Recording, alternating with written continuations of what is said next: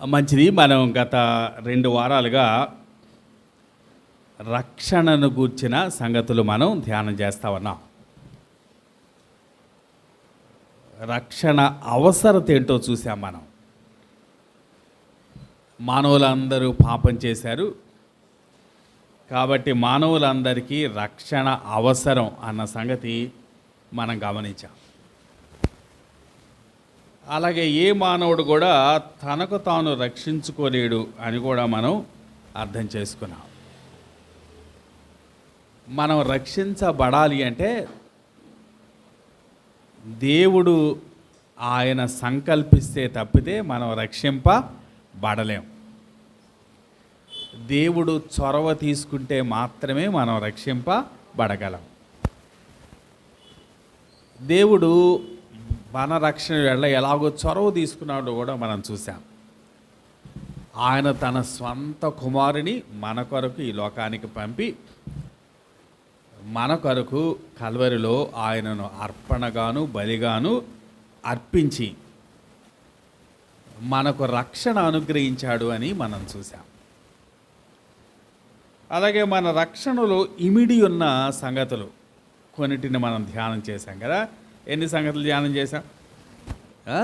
రక్షణలో ఇమిడి ఉన్న సంగతులు 9 సంగతులు మనం ధ్యానం చేశాం. ఒకసారి గుర్తు తెచ్చుకుందాం.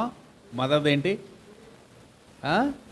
ప్రాయశ్చిత్తం లేక పరిహారం. రెండవది దేవునితో సమాధాన పరచబడుట. అలాగే మూడవది పాపము నుండి విమోచన. నాలుగవది మన పాపముల క్షమించబడుట. ఆ తర్వాత నీతిమంతులుగా తీర్చబడుట. తర్వాత పరిశుద్ధ పరచబడుట. దాంట్లో 3 దశలు ఉంటాయని కూడా మనం చెప్పుకున్నాం. ఆ తర్వాత మహిమ పరచబడుట. అలాగే పునర్జన్మ. చివరిలో దత్తపుత్రులుగా చేసుకుంటాం. ఇవన్నీ కూడా మన ప్రభు అయిన యేసుక్రీస్తు మన కొరకు కల్వరిలో ప్రాణం పెట్టడం వల్ల జరిగించబడిన కార్యాలు. ఏ రోజు యేసు ప్రభునందు విశ్వాసం ఉంచామో ఆ రోజు ఇవన్నీ మన జీవితంలో జరిగినాయి అన్నమాట కదా. కాబట్టి మనం రక్షించబడ్డామంటే ఇవన్నీ కూడా మన జీవితంలో జరిగినట్టు. ఇవన్నీ ఎవరి వల్ల జరిగినాయి? ఎవరి వల్ల? దేవుని వల్ల. దీంట్లో మన పాత్ర ఏమైనా ఉందా? మనం నీతిమంతులుగా తీర్చబట్టలో మన పాత్ర ఏమైనా ఉందా? లేదు కదా. మన పాపాలు క్షమించబడుటలో మన పాత్ర ఏమీ లేదు. ఇవన్నీ కూడా దేవుడు తన స్వంత చొరవను బట్టి మనకు అనుగ్రహించినటువంటి విషయాలు. అయితే మన రక్షణలో మన పాత్ర ఏంటి? ఇప్పటి వరకు ఎవరి పాత్ర చూసాం? మనం దేవుని పాత్ర చూసాం కదా. మరి మన రక్షణలో మనం చేయాల్సింది ఏమన్నా ఉందా? నిజానికి మన రక్షణలో కావలసిందంతా దేవుడే చేశాడు. కాకపోతే మన పక్షంగా చేయాల్సిన చిన్న పాత్ర, small contribution from our behalf ఏంటో ఈరోజు మనం తెలుసుకోవటానికి ప్రయత్నం చేద్దాం.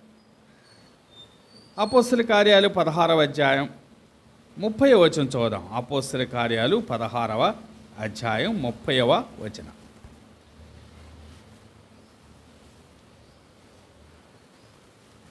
ఇక్కడున్న సందర్భం ఏంటంటే, చెరసాల నాయకుడు పౌలు శీలని ఇలా అడుగుతున్నాడు. ఏమంటున్నాడో చూడండి. వారిని వెలుపలికి తీసుకొని వచ్చి, అయ్యలారా, రక్షణ పొందుటకు నేనేమి చేయవలను? ఏమని అడుగుతున్నాడు? రక్షణ పొందుటకు నేనేమి చేయవలను? ఇప్పుడు దాకేం చూసాం మనం రక్షణ పొందుటకు దేవుడు ఏం చేశాడో చూసాం కదా. ఇప్పుడు నా చెరసాల నాయకుడు ప్రశ్నే మనకు కూడా కదా. రక్షణ పొందుటకు మనమేమి చేయాలి? దానికి పౌలు చాలా స్పష్టమైన సమాధానం ఇచ్చాడు. 31వ వచనం చదువుదామా, ఏమంటున్నాడు అక్కడ?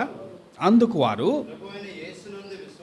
ప్రభువైన యేసునందు విశ్వాసముంచుము, అప్పుడు నీవును నీ ఇంటి వారును రక్షణ పొందుదురని చెప్పాను. ఏం చేయాలట? ప్రభు అయిన యేసునందు విశ్వాసం ఉంచాలట. కాబట్టి మనం రక్షించబడాలంటే మనం చేయాల్సిన ఒకే ఒక్క పని ఏంటంటే మనం ప్రభువునందు విశ్వాసం ఉంచటమే. ప్రభువునందు విశ్వాసం ఉంచటం మనం గనక చేయగలిగితే దేవుడు మనకు అనుగ్రహించిన రక్షణ మన సొంతం అవుతుంది.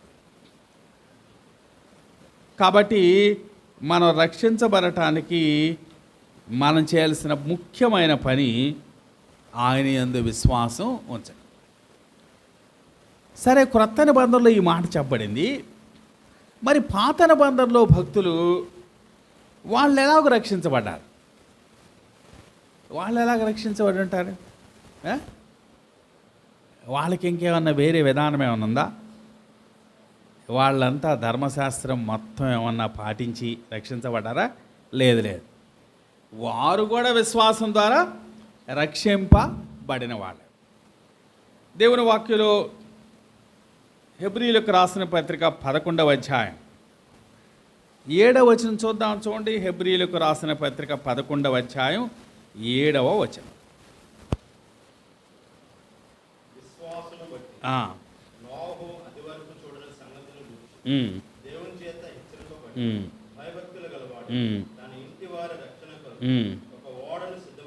సిద్ధము చేశాను.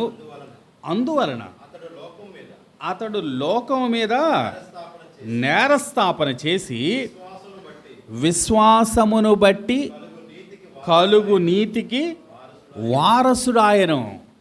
నోహు గురించి ఏం చెప్తున్నాడు ఆయన? విశ్వాసమును బట్టి కలుగు నీతికి వారసుడు అయ్యాడు. అంటే నోహుకి నీతి ఎక్కడి నుంచి వచ్చింది? విశ్వాసాన్ని బట్టే కదా. నోవహు నీతిపరుడు అని రాయబడింది కదా. ఎక్కడ రాయబడింది అది? ఆదికాండం 6వ అధ్యాయం 7వ వచనం కదా. చదువుదాం ఒకసారి. ఆదికాండం 6వ అధ్యాయం 7వ వచనం. నోహు వంశావళి ఇదే. క్షమించండి, 9వ వచనం. ఆదికాండం 6వ అధ్యాయం 9వ వచనం. నోవహు నీతిపరుడును తన తరములో నిందారహితుడునై ఉండెను. నోవహు దేవునితో కూడా నడచినవాడు. నోవహు నీతిపరుడు అని ఇక్కడ ఆదికాండంలో చదివాం కదా. ఎక్కడి నుంచి వచ్చింది నోవహుకి నీతి? నోవహు అంతా నీతి కార్యాలు చేశాడా? నోవహు పర్ఫెక్ట్ మ్యాన్ అయి ఉంటాడా? కాదు కదా. ఎక్కడి నుంచి వచ్చిందట ఈ నీతి? విశ్వాసాన్ని బట్టే వచ్చిందట. నోహు విశ్వాసాన్ని బట్టే ఏమయ్యాడు? నీతిపరుడయ్యాడు. మరి మనం ఎలా నీతిపరులు అవుతామని చెప్పుకున్నాం మనం కదా. మనం కూడా ధ్యానం చేశాం కదా. జస్టిఫికేషన్ అంటే ఏంటో ధ్యానం చేశాం. నీతిమంతులుగా తీర్చబడ్డా. ఎలా తీర్చబడ్డాం నీతిమంతులుగా? మన విశ్వాసమే నీతిగా ఎంచబడింది అని చదివాం. రోమా 3-4 అధ్యాయాల్లో చదివాం కదా మనం. మన విశ్వాసమే నీతిగా ఎంచబడింది కాబట్టి మనం నీతిమంతులుగా తీర్చబడ్డాం. కాబట్టి మనం ఎలాగో నీతిమంతులుగా తీర్చబడ్డామో నోహు కూడా అలాగే నీతిమంతుడుగా తీర్చబడ్డాడు. కాబట్టి నోహు రక్షణకు కూడా కారణం ఏంటి? విశ్వాసమే. అలాగే ఆదికాండం 15వ అధ్యాయం 6వ వచనం మనందరూ తెలిసిన మాట అది కదా. అబ్రహాము దేవుని నమ్మెను, అది అతనికి నీతిగా ఎంచబడెను కదా. అబ్రహాము నీతి ఎక్కడి నుంచి వచ్చింది? అబ్రహాముకి ఆ నీతి ఎక్కడి నుంచి వచ్చిందట? యెహోవాను నమ్మటం వల్లే. కాబట్టి అబ్రహాము నీతి కూడా దేని వల్ల వచ్చింది? విశ్వాసం వల్ల వచ్చింది. అలాగే మోషే నీతైన, ఇశ్రాయేలు ప్రజల నీతైన ఎలా వచ్చిందనమాట? విశ్వాసాన్ని బట్టి వచ్చింది. ఇశ్రాయేలు ప్రజలు ఐగుప్తు నుండి బయటకు వచ్చారు, మనకు తెలుసు కదా. దేవుడు అన్నాడు, ఇదిగో మీరు ఒక గొర్రె పిల్లను వధించండి, ఒక్కొక్క కుటుంబానికి ఒకటి, దాని రక్తాన్ని మీ ద్వారబంధాలపైన రాయండి.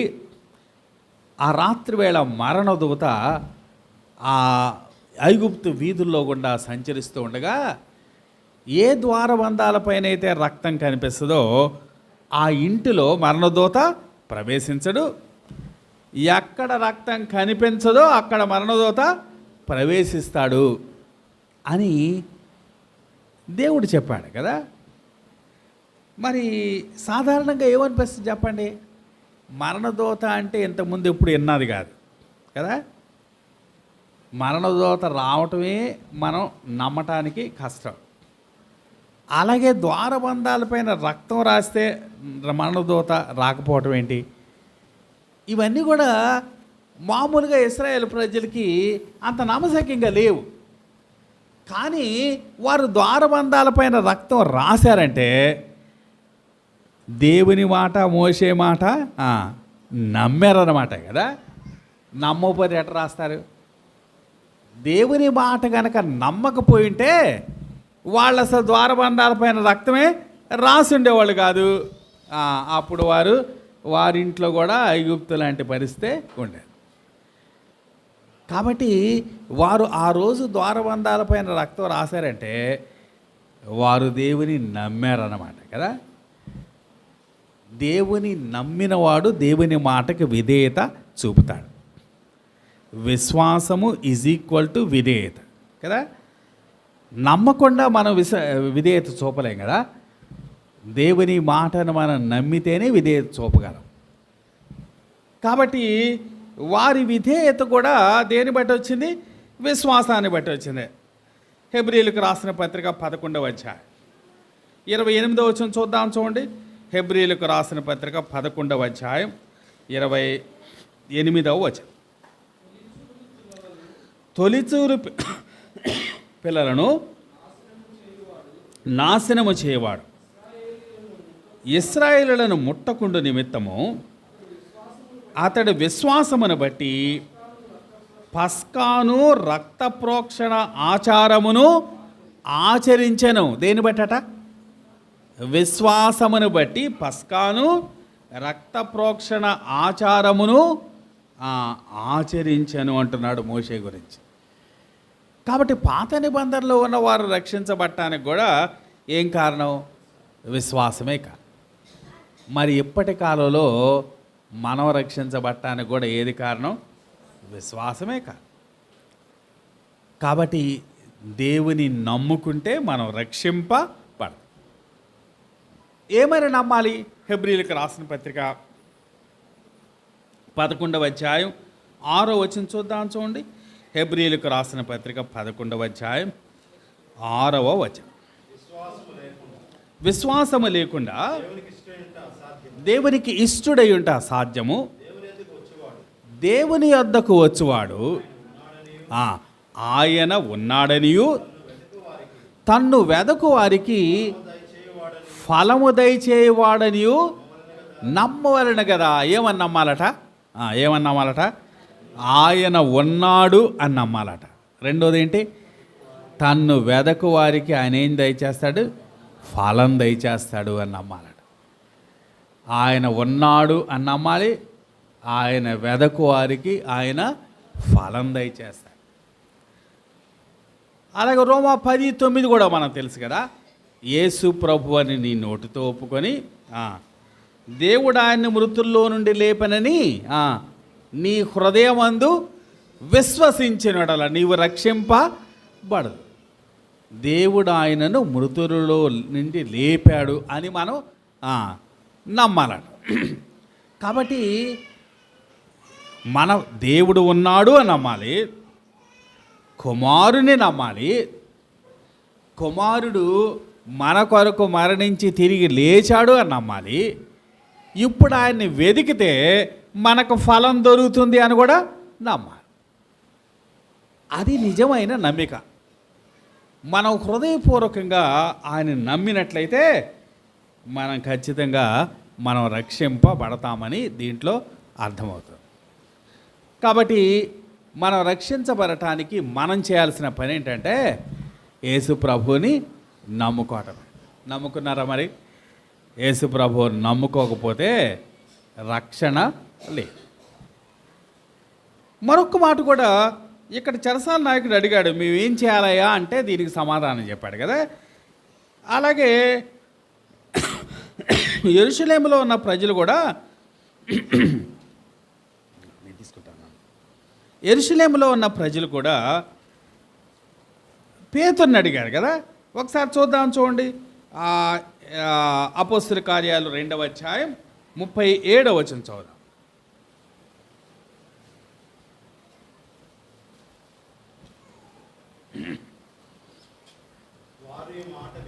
వారు ఈ మాట విని హృదయములో నొచ్చుకొని, సహోదరులారా మేమేమి చేతమని పేతురును కడమ అపోస్తలులను అడుగగా, అక్కడేమో చెరసాల నాయకుడు అడిగాడు ఎవరిని?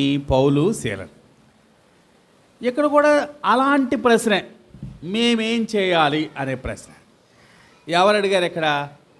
ఇదిగో ఆ పెంతెకొస్తు దినాన పేతురు ప్రసంగం చేశాడు. ప్రసంగం విన్నటువంటి యూదులు ఆ రోజు పేతురుని అడిగారు. పేతురు ఇచ్చిన సమాధానం ఏంటో చూద్దామా?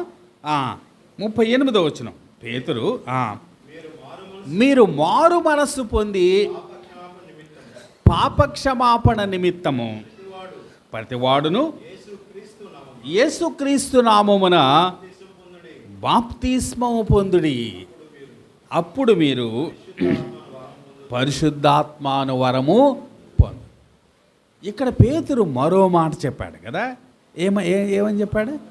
మీరు మారు మనస్సు పొందుడి అన్నాడు. అక్కడేమో పౌలు ఏం చెప్పాడు? ప్రభు అయిన యేసునందు విశ్వాసముంచుము అన్నాడు. ఇక్కడ పేతురు ఏం చెప్పాడు? మీరు మారు మనస్సు పొందు. నిజానికి బాప్తీసం ఇచ్చి యోహాను దగ్గర నుంచి ఇదే ప్రకటన చేస్తూ ఉన్నారు కదా. కాలము సంపూర్ణమైనది, దేవుని రాజ్యము సమీపించి ఉన్నది, మారు మనసు పొంది సువార్త నమ్ము. ఆ తర్వాత మన ప్రభు అయిన యేసుక్రీస్తు కూడా అదే చెప్పాడు. ఇక్కడ పేతురు కూడా అదే చెప్తున్నాడు. కాబట్టి మన విశ్వాసంతో ముడిపడిన మరొక అంశం ఏంటంటే మనం ఏం పొందాలట? మారు మనస్సు పొందాలి. ఇది కూడా చాలా విశేషమైనది. మారు మనస్సు అన్న పశ్చాత్తాపం అన్న ఒకటే. రిపెంటెన్స్ అంటాం కదా. ఈ మాట కూడా మనకు క్రొత్త నిబంధనలో 23 సార్లు కనిపిస్తుంది. పాత నిబంధనలో 35 సార్లు కనిపిస్తుంది. విశ్వాసాన్ని దీన్ని వేరువేరుగా చూడలేం మనం. విశ్వాసంతో పాటు కలిగే మరొక అనుభవం మారు మనస్సు అనుభవం, లేకపోతే పశ్చాత్తాపం అనే అనుభవం. ఏ రోజైతే మనం దేవుడిని నమ్ముతామో అప్పుడు వెంటనే మనం మన పాపాల విషయమై ఏం పొందుతాం అన్నమాట? పశ్చాత్తాపం పొందుతాం. కాబట్టి మనం విశ్వసించిన రోజు మనలో కలగాల్సిన మరొక అనుభూతి ఏంటన్నమాట? మన పాపాల గురించి పశ్చాత్తాపం చెందాలి. అది కనుక చెందలేదనుకోండి, అది నిజమైన విశ్వాసమో కాదో మనకి తెలియదు. కోవిడ్ దినాల్లో ఒక దైవ సేవకుడు సాక్ష్యం చెప్పాడు కదా. ఇక్కడ ఉన్న వాళ్ళకు కూడా కొంతమంది గుర్తుండి ఉంటారు. ఆయన ఏం చెప్పాడంటే, ఆయన క్యాథలిక్ బ్యాక్గ్రౌండ్ నుంచి వచ్చినాడు. చిన్నతనంలో స్కూల్లో చదివేటప్పుడు ఒక ప్రొటెస్టెంట్ ఫ్రెండ్ తనతో తన సాక్ష్యాన్ని పంచుకున్నాడట. నేను యేసు ప్రభువుని నమ్ముకున్నాను రా అని. ఎలా నమ్ముకున్నావు అంటే, ఏముంది, కృప ద్వారా ఆయన రక్షిస్తాడు మనల్ని, ఆయన నమ్ముకుంటే చాలు మనం రక్షింపబడతాం అని చెప్పాడు. అవునా, రక్షింపబడ్డావు నువ్వు? క్యాథలిక్ చర్చిలో రక్షింపబడటం అంటే అబ్బో దానికి చాలా ప్రాసెస్ ఉంటుంది, చాలా డబ్బులు కూడా ఖర్చు పెట్టాలా, మేమేమో పాప పరిహార పత్రికలు కొనాలా. నువ్వు చాలా సింపుల్గా చెప్తున్నావు, సరే అయితే నేను కూడా నమ్ముకుంటాను రా, నేను కూడా రక్షించబడతాను అన్నాడు. సరే తన స్నేహితుడు తీర్మానం ఎలా చేయాలో చెప్పాడు. ఈయన తీర్మానం చేశాడు. ఆ రోజు ప్రభువుని నమ్ముకున్నాడు. ఆ రోజు నుంచి నేను రక్షించబడ్డాను అని తాను గుర్తింపు పొందాడు. కానీ అతని జీవితంలో నిజమైన పశ్చాత్తాపం కలగలేదు. ఆ తర్వాత అనేకమైనటువంటి నేరాలకి తాను శోధించబడ్డాడు. చివరిగా ఒక మాదక ద్రవ్య వ్యాపారిగా తయారయ్యి చివరికి ఒకరోజు జైల్లో పడ్డాడు. అప్పుడు కలిగిందట నిజమైన పశ్చాత్తాపం.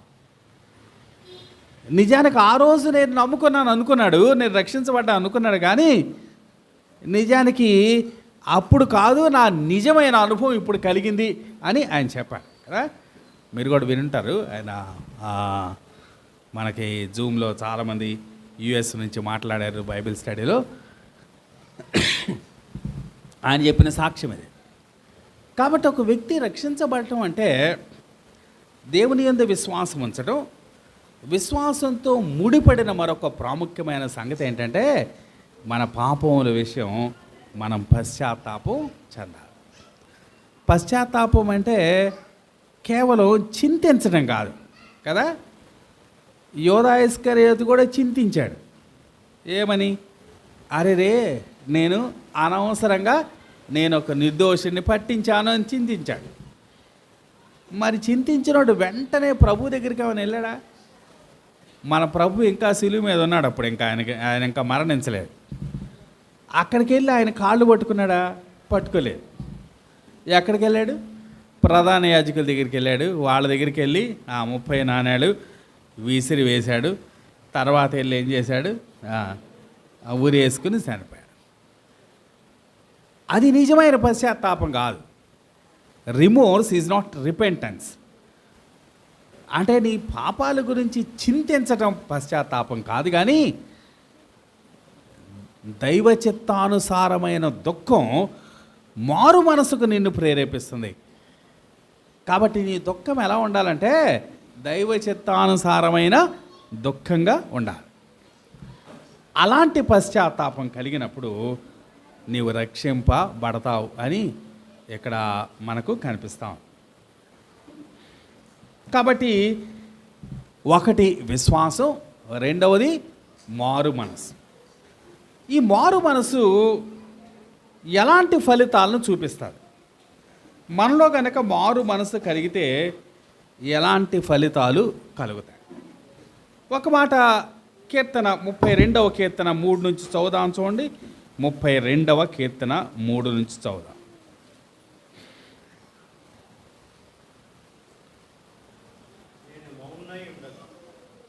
నేను మౌనినై ఉండగా దినమంతయు నేను చేసిన నా ఆర్తధ్వని వలన నా ఎముకలు క్షీణించినవి. ఎవరి మాటలు ఇవి? దావీదు యొక్క మాటలు. దావీదు దినమంతా ఏం చేశాడట? ఆర్తధ్వని చేశాడ. 4వ వచనం, దివారాత్రులు నీ చెయ్యి నా మీద బరువుగా ఉండెను, నా సారము వేసవి కాలమున ఎండినట్టాయను. ఇక్కడ దావీదు యొక్క పశ్చాత్తాపం కనిపిస్తుంది కదా. దావీదు యొక్క మారు మనస్సు కనిపిస్తాం. మారు మనస్సు పొందిన దావీదు ఏం చేస్తున్నాడో ఇప్పుడు 5వ వచనంలో చూద్దాం. చూడండి, 5వ వచనం, నా దోషమును కప్పుకొనక నీ ఎదుట నా పాపము ఒప్పుకొంటిని. యెహోవా సన్నిధిని నా అతిక్రమములు ఒప్పుకొందుననుకొంటిని, నీవు నా పాపదోషమును పరిహరించి ఉన్నావు. దావీదు పశ్చాత్తాపం చెందగానే వెంటనే ఏం ప్రేరేపణ కలిగిందట? ఏమని ప్రేరేపణ కలిగింది? నా పాపాలు ఒప్పుకోవాలి అని ప్రేరేపణ కలిగింది కదా. కాబట్టి ఎప్పుడైతే మనకు పశ్చాత్తాపం కలుగుతుందో అప్పుడేం కలుగుతుంది? మన పాపాలు ఒప్పుకోవాలి అనే ప్రేరేపణ కలుగుతుంది. కాబట్టి మనం రక్షించబడటంలో మనం చేయాల్సిన మరో పని ఏంటనమాట? మన పాపాలు ఒప్పుకోవాలి. ఒప్పుకుంటే ఏం చేస్తాడు ఆయన? క్షమిస్తాడు కదా. 1 యోహాను 1:9 మనకు తెలుసు కదా. చదువుదాం ఒకసారి. 1 యోహాను 1:9.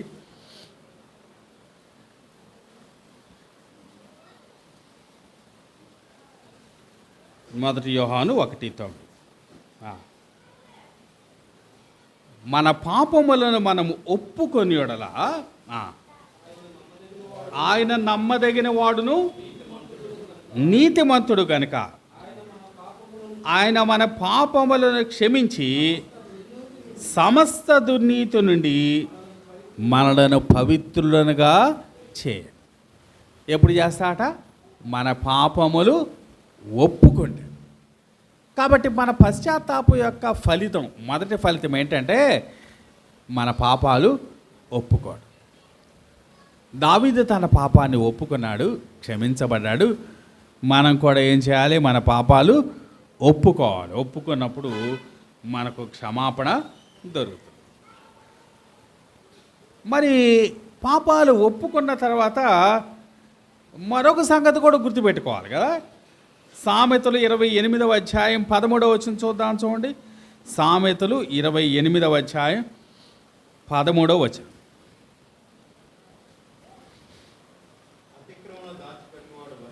అతిక్రమము దాచిపెట్టువాడు వర్ధిల్లుడు, వాటిని ఒప్పుకున్న తర్వాత ఏం చేయాలట? విడిచిపెట్టాల. పాపాలు ఒప్పుకున్న తర్వాత ఏం చేయాలి?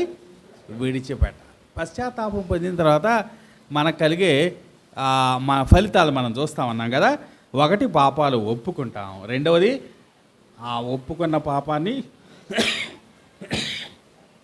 విడిచిపెడతాం కదా. అలాగే 1 దశలోని 1:9 ఏం చెప్తుందంటే మనం దేవుని వైపు తిరుగుతాం అని చెప్తుంది. మనము దేవుని వైపు తిరుగుతాం.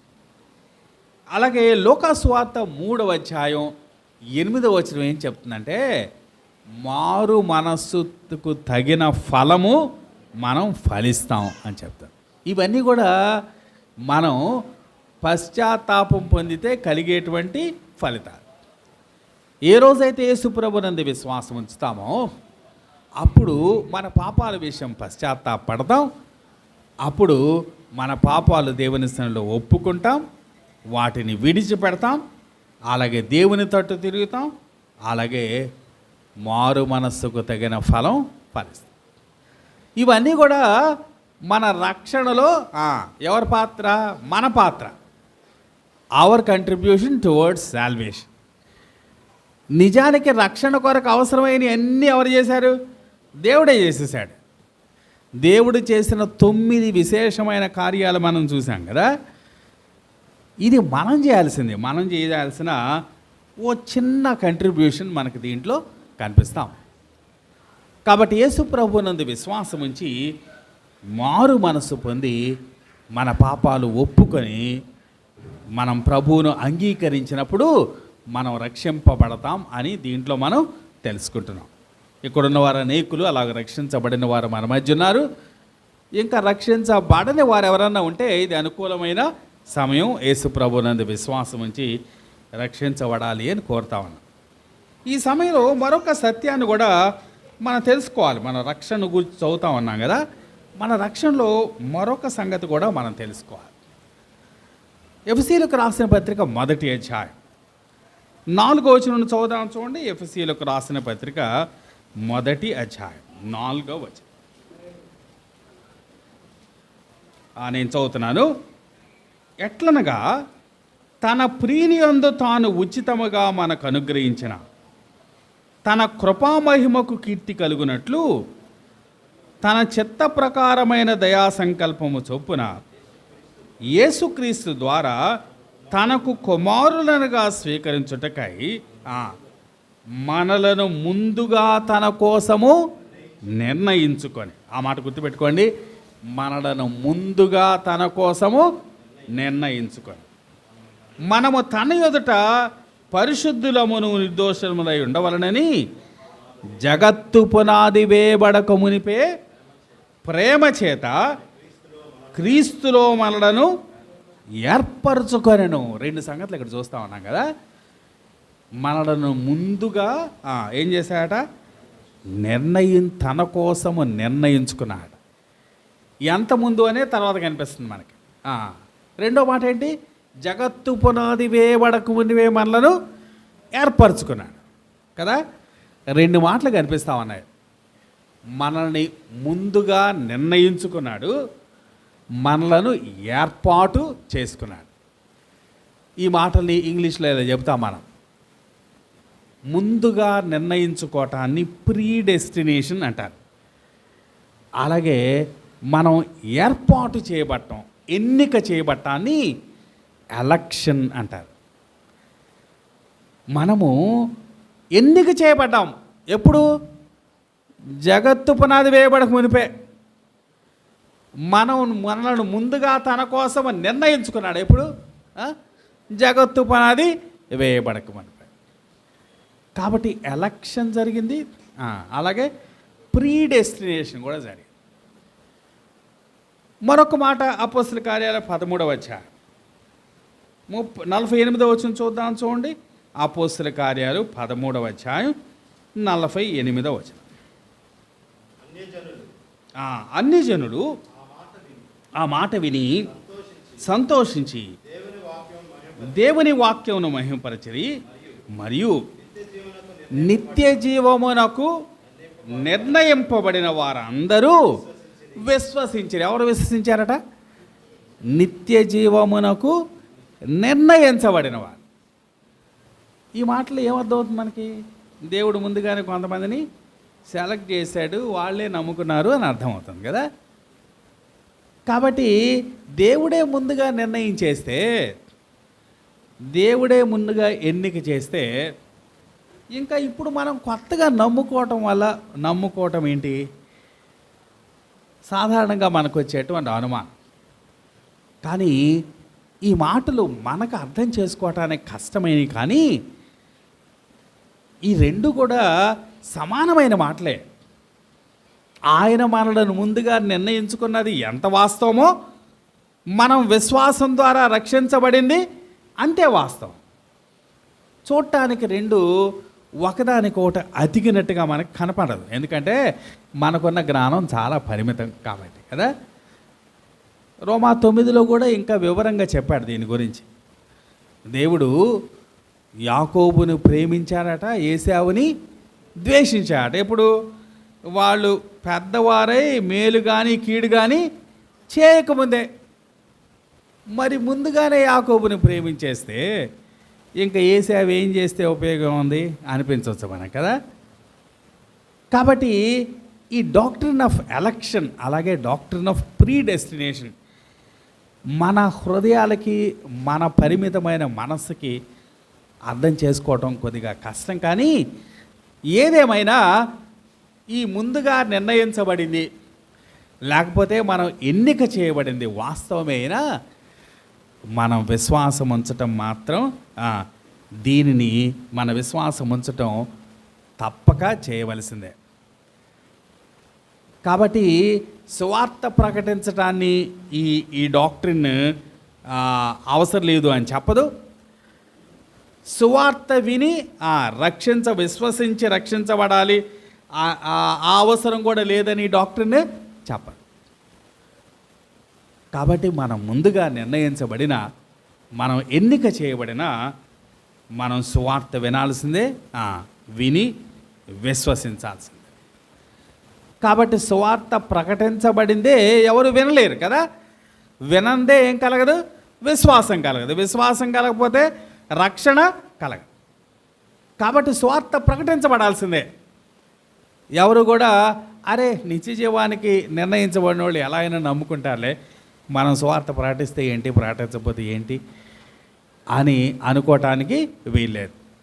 మనం సువార్త ప్రకటించాల్సిందే. అలాగే మనుషులు సువార్త విని దానికి లోబడి విశ్వసించాల్సిందే. కాబట్టి మన రక్షణలో విశ్వాసం తప్పనిసరి అని మనం దీంట్లో అర్థం చేసుకున్నాం. ఏ వ్యక్తి కూడా ప్రభునందు విశ్వాసం ఉంచకుండా రక్షింపబడలే. యేసు ప్రభునందు విశ్వాసం ఉంచిన వారు మాత్రమే రక్షించబడతారు అని దీంట్లో మనం అర్థం చేసుకున్నాం. మంచిది. ఇప్పటి వరకు మనం మన రక్షణలో దేవుడు చేసిన కార్యాలు చూసాం, అలాగే మన పాత్ర కూడా చూసాం. ఇప్పుడు మన రక్షణలో ఉన్న 3 దశలు ఒకసారి మనం జ్ఞాపకం చేసుకోవటానికి ప్రయత్నం చేద్దాం. దాన్ని ఏమన్నారంటే త్రికాల రక్షణ అన్నారు. అంటే రక్షణలో 3 దశలు. ఆ దశలు ఏంటో ఒకసారి చూద్దాం.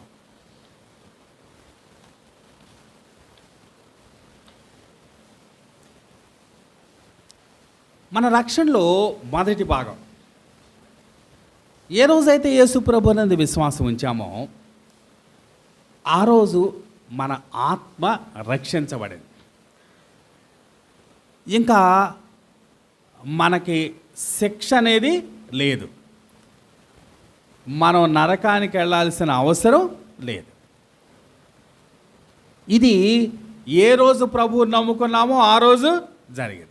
దాన్ని ఏమంటారంటే దాన్ని మనం పాపపు శిక్ష నుండి రక్షించబడ్డాం. దేని నుండి రక్షించబడ్డాం? పాపపు శిక్ష నుండి. అంటే ఏ రోజు మనం నమ్ముకున్నామో ఇక ఖచ్చితంగా మనకు తెలిసింది ఏంటి? మనం మాత్రం నరకానికి వెళ్ళాం. అంటే మన పాపానికి ఏమి లేదు, శిక్ష లేదు. దాని ఇంగ్లీష్లో ఏమంటారంటే salvation from the penalty of sin అంటారు. పాపపు శిక్ష నుండి రక్షించబడు. మరి రెండవది, అది ఎప్పుడు జరిగింది? అది పాప శిక్ష నుంచి రక్షించబడటం ఏ రోజు ప్రభువుని నమ్ముకున్నామో ఆ రోజు జరిగింది. మనమంతా ప్రభువుని నమ్ముకున్నాగా, అంటే జరిగిపోయిందా ఇంకా జరగాల? జరిగిపోయింది. జరిగిపోయిన దాన్ని ఆ కాలాన్ని ఏమంటారు? పాస్ట్ అంటారు, గతకాలం అంటారు కదా. కాబట్టి గతకాలంలో మనం పాపపు శిక్ష నుండి రక్షించబడ్డాం. మరి ప్రస్తుతం ఏం జరగాలి? ప్రస్తుతం ప్రతిదినం మనం రక్షింపబడుచూ ఉండాలి. ఫిలిప్పీ 2:12-13 చూస్తే మనకి అర్థమవుతుంది. మరికొన్ని సంగతులు చూసినా మనకు అర్థమవుతాయి. ఇప్పుడు చదవసలేదండి. మనం దినదినము రక్షించబడాలి. ఇలాంటిది మనం శాంక్టిఫికేషన్ అప్పుడు కూడా చూసాం కదా. పరిశుద్ధపరచబట్టులో కూడా 3 దశలు మనం చూసాం. ఇప్పుడు రక్షణ కూడా అదే రకంగా అర్థం చేసుకుంటున్నాం. మనం ఒకరోజు యేసు ప్రభువుని నమ్ముకున్నప్పుడు రక్షించబడ్డాం. ఇక ఆ రోజు ఏమి లేదు, ఇక మనకి నరకానికి వెళ్ళాల్సిన అవసరం లేదు. ఇప్పుడు కానీ దినదినం ఏం చేయాలా? మనం రక్షింపబడాలి. ఎందుకంటే ఎక్కడున్నా మనం ఈ లోకంలో ఉన్నాం. ఈ లోకంలో ఏముంది? పాపం ఉంది. అలాగే మనకు శరీరం ఉంది. మన ఆత్మ రక్షించబడింది, కానీ మన శరీరంలో ఏముంది? పాపం ఉంది. కాబట్టి పాపం మనల్ని వెంటాడుతూ ఉంటుంది. కాబట్టి ప్రతిరోజు ఏం చేయాలన్నమాట? మనం ఆ పాపపు ప్రభావం నుంచి రక్షించబడాలి. పాపపు ప్రభావం నుంచి ఇందాక ఏమని చెప్పాం? పాపపు శిక్ష నుండి రక్షించబడ్డాం. ఇప్పుడు పాపపు ప్రభావం నుండి. ఇది రెండవది. చివరిగా మూడవది ఎప్పుడు జరుగుతుంది? మన ప్రభు అయిన యేసుక్రీస్తు తిరిగి వచ్చినప్పుడు. అప్పుడు ఇదిగో మన ఈ దేహం ఉందే, ఇది కూడా విమోచించబడుద్దట. ఈ దేహంలో ఏ దేహం వస్తుంది మనకి? మహిమ దేహం వస్తుంది. అలాగే ఈ లోకంలో కూడా మనం ఉండం, భూమి మీద కూడా మనం ఉండం. కాబట్టి అప్పుడు మనలో ఏముండదు అసలు? పాపమే ఉండదు. లోకం లేదు, శరీరం లేదు, ఇంకా పాపం ఎక్కడిది కదా. అప్పుడు మనం పాపం నుంచి దూరంగా చేయబడతాం కదా. దాన్ని ఏమన్నారంటే పాపపు ప్రదేశం నుంచి రక్షణ అన్నారు. 3 సంగతులు. మొదటిది ఏం చెప్పండి? పాపపు శిక్ష నుండి రక్షణ. రెండవది పాపపు ప్రభావం నుండి రక్షణ. మూడవది పాప ప్రదేశం నుండి రక్షణ. ఇంగ్లీష్లో అయితే ఇలా చెప్తారు, salvation from penalty of sin. రెండవది salvation from power of sin. మూడవది salvation from the presence of sin. Presence అంటే అర్థం ఏంటి? ఇంకా అసలు పాపమే లేదు అక్కడ కదా. పాపము లేని చోటకి వెళ్ళిపోతాం మనం. కాబట్టి మన రక్షణలో 3 భాగాలు ఉన్నాయి. ఏ రోజు ప్రభువుని నమ్ముకున్నామో ఆ రోజు రక్షించబడ్డాం, ఇంకా మనకి నరకమే లేదు. కానీ దినదినం ఏం చేయబడతామన్నాం? పాపపు ప్రభావం నుంచి మనం రక్షింపబడుతూ ఉన్నాం. యేసు ప్రభు వచ్చినప్పుడు ఇంకా అసలు మనలో పాపమే ఉండదు, పాపం మనలను అంటదు, పాపానికి దూరంగా వెళ్ళిపోతాం. అందుకని దాన్ని ఏమన్నారంటే salvation from the presence of sin అన్నారు. కాబట్టి రక్షణలో 3 అంచెలు ఉన్నాయి అని చెప్పుకున్నాం కదా. ఇప్పుడు ఒక చిన్న అసైన్మెంట్. ఇంతకుముందు కూడా ఇలాంటి అసైన్మెంట్ చేశాం కదా, శాంక్టిఫికేషన్ అప్పుడు చేసాం, అప్పుడు తెస్సలోని పత్రికలో చేసాం. ఈసారి మొదటి పేతురు పత్రికలో చేద్దాం. మొదటి పేతురు పత్రికలో నేను ఒక రెఫరెన్స్ చెప్తాను, ఆ రెఫరెన్స్ ఈ 3 దేనికి సరిపోద్దో మీరు చెప్పాలి కదా. మంచిది. మొదటి పేతురు పత్రిక మొదటి అధ్యాయం, మొదటి పేతురు పత్రిక మొదటి అధ్యాయం 5వ వచనం చదువుదాం. 1 పేతురు 1:5. ఇది దేనికి సంబంధించింది చెప్పాలి ఇప్పుడు మేము. 1 పేతురు 1:5 దేనికి సంబంధించింది?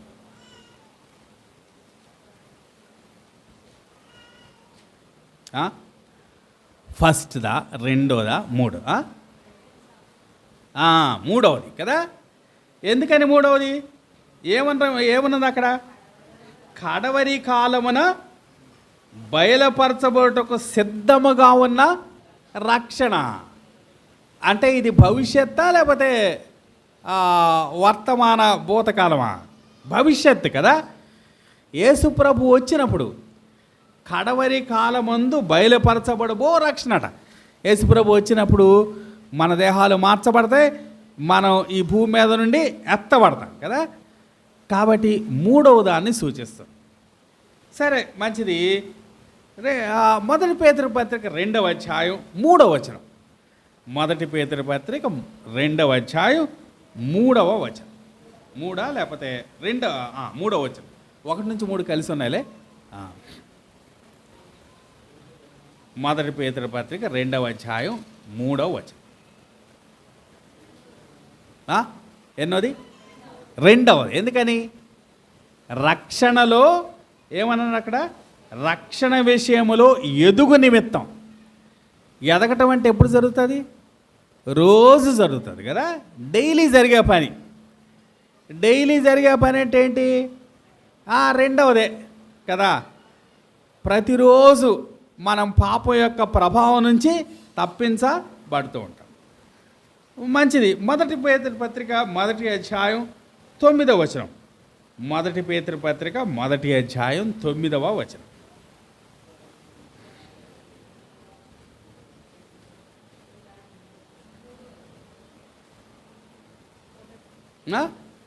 మొదటిది.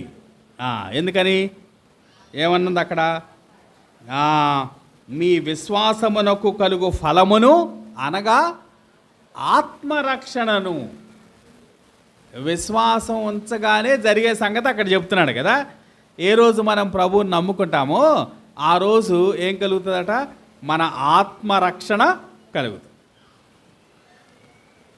కాబట్టి ఇది మొదటి దానికి సంబంధించింది. ఆ తర్వాత దినదినం మనం రక్షణలో ఎదుగుతూ ఉంటాం, అది 2వ దానికి సంబంధించింది. 3వదేమో కడవరి కాలమందు బయలుపరచబడబోయే రక్షణ. కడవరి కాలమందు ఇదిగో మన దేహాలు కూడా విమోచించబడతాయి. అప్పుడు మనం సంపూర్ణంగా మనం పాపం నుంచి దూరమై పోతాము. మనం చూసినప్పుడు మనం ప్రభువులాగానే ఉంటాం కదా. మొదటి పేతురు 3:2 చెప్తుంది కదా. ఆయన వచ్చినప్పుడట మనం ఆయన్ని ఉన్నట్టుగానే చూస్తామట, ఆయనను పోలి ఉంటాం. కాబట్టి మన రక్షణలో ఉన్న 3 అంచెలు మనం చూసాం. మంచిది. రక్షణ గురించి మనం చాలా సంగతులు మనం తెలుసుకున్నాం. ఏమేమి తెలుసుకున్నాం? మొదటిది రక్షణ అవసరత ఏంటో తెలుసుకున్నాం. రక్షణ విషయంలో దేవుడు చొరవ చూపించి చేసిన కార్యం ఏంట కార్యం? తన కుమారుని పంపించి మన కొరకు కల్వరిలో ఆయన అర్పణగాను బలిగాను అర్పించాడు. యేసుప్రభు మన కొరకు మరణించుటలో మనం పొందిన రక్షణలో ఇమిడి ఉన్న 9 సంగతులు కూడా మనం చూసాం. అలాగే మన రక్షణలో మన పాత్ర ఏంటో కూడా చూసాం కదా. అదే సమయంలో doctrine of election, doctrine of pre destination, వీటి గురించి కూడా తెలుసుకున్నాం. కానీ వీటిని బట్టి సువార్త ప్రకటించడం మానటానికి లేదు, పాపులు విశ్వసించి రక్షించబడటానికి మానటానికి లేదు.